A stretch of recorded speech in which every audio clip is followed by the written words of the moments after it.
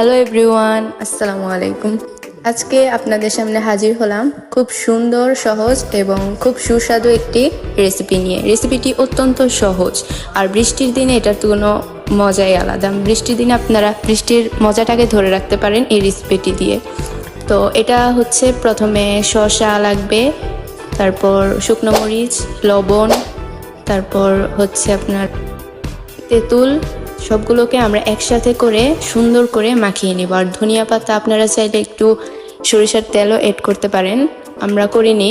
আমার সাথে আমাকে হেল্প করেছে আমার কাজিন। তারপর আমরা বানিয়ে ফেললাম ভর্তা। অনেক দারুণ লেগেছে আমার কাছে, খুবই মজা। আপনারা একবার হলেও ট্রাই করবেন।